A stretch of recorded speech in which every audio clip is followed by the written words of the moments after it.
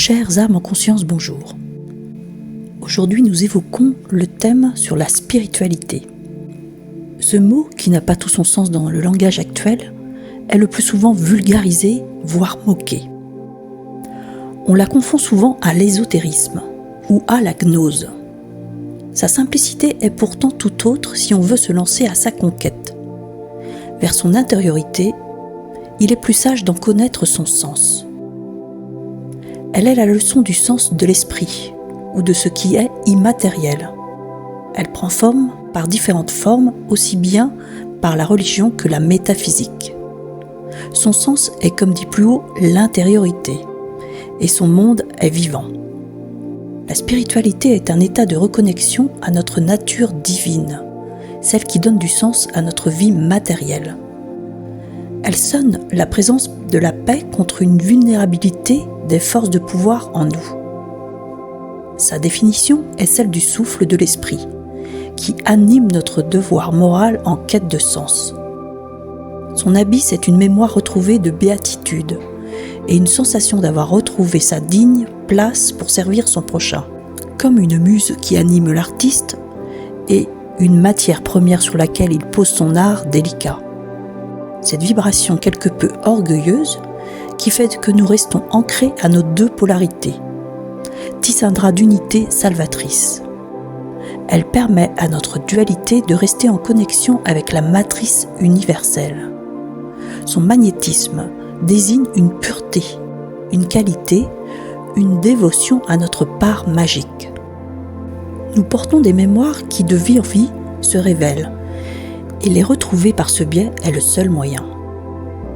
Elle redéfinit des croyances parfois erronées, qui devenues obsolètes par une évolution majeure de prise de conscience constante. Se joindre à sa puissance vient apaiser votre mental perdu dans ce monde qui tourne à l'envers, et pour lequel l'asservissement totalitaire à la survie nous détourne de notre quête de reliance. Ce que l'on nous a également fait sentir, c'est un assujettissement à des faux dieux, nous éloignant de notre identité première. Notre reliance est unique et nous sommes les seuls dieux de notre univers.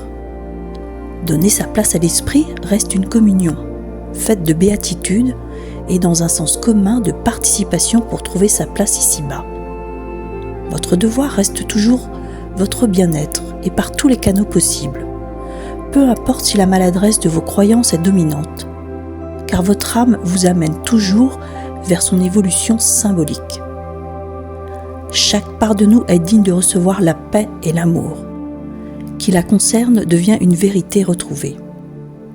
Cette première ébauche verra une complémentarité sous une forme d'initiation à travers une transmission proposée par des cours.